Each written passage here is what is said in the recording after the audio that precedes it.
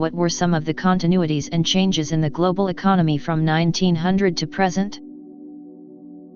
Let's take some time to go over this. Today we will go over changes in economic institutions, multinational corporations, and free market economic policies and economic liberalization. Can you tell me about the World Trade Organization? Looking at the World Trade Organization, you can tell that it is an organization for trade opening. It is a forum for governments to negotiate trade agreements. It is a place for them to settle trade disputes. It operates a system of trade rules. Essentially, it is where member governments try to sort out the trade problems they face with each other. What about the North American Free Trade Agreement and Association of Southeast Asian Nations? North American Free Trade Agreement established a free trade zone in North America. It was signed in 1992 by Canada, Mexico, and the United States and took effect on Jan. 1, 1994. NAFTA immediately lifted tariffs on the majority of goods produced by the signatory nations. It also calls for the gradual elimination, over a period of 15 years, of most remaining barriers to cross-border investment and to the movement of goods and services among the three countries. The Association of Southeast Asian Nations is a regional grouping that promotes economic, political, and security cooperation among its 10 members: Brunei, Cambodia, Indonesia, Laos, Malaysia, Myanmar, the Philippines, Singapore, Thailand, and Vietnam.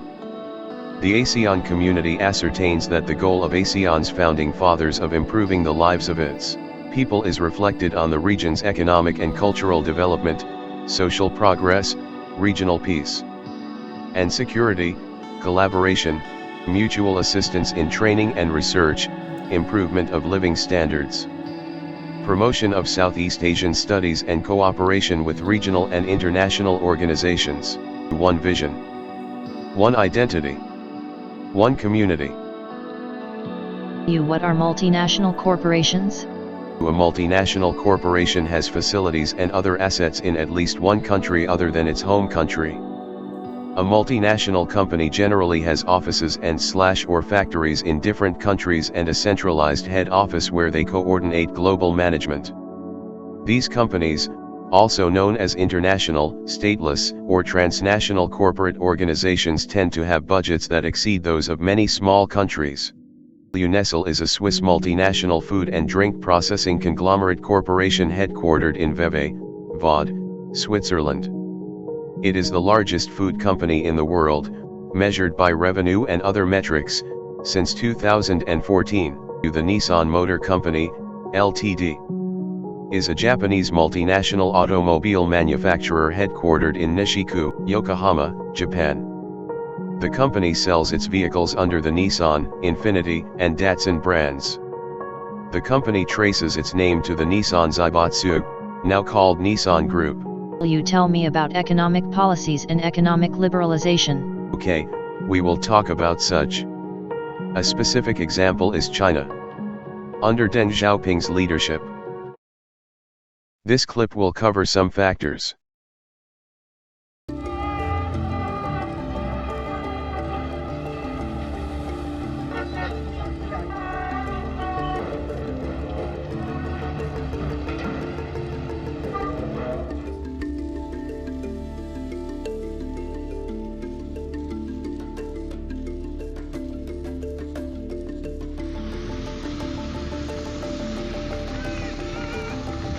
Step over here, please.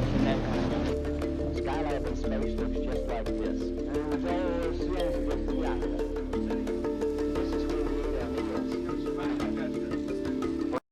China wasn't doing well due to communism, and Deng Xiaoping noticed that market liberalization in Singapore worked to raise the standards of living. His team liberalized the economy of Shenzhen, and that raised the standards of living throughout most of China.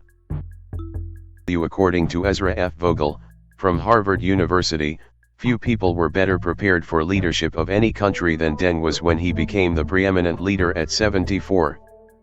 He had been in charge of local government in Jiangxi Province's Rujin County in the early 1930s, for the area in the Taihang Mountains of Shanxi in the late 1930s and early 1940s, and, After World War II, for the border areas of Hebei, Henan, Shandong, and Jinji.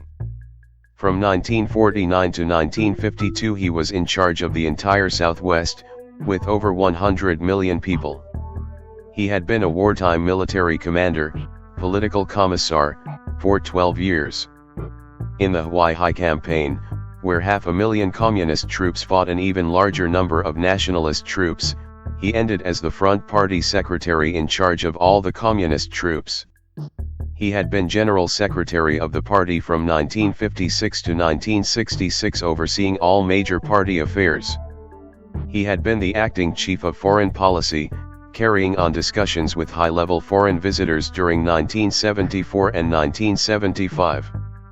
He was finance minister from 1953 to 1954. He had been hardened by being purged 3 times. In 1975 he prepared for later modernization programs by overseeing the improvement of relations with Chinese scientists, and in 1977 he had reopened universities and revived competitive entrance examinations after a 10-year absence. Perhaps more important than any of these responsibilities in preparing him was his experience working closely with Zhou Enlai and Mao Zedong for some 5 decades as they thought about overall strategy for the revolution, domestic political and economic development, and relations with other countries.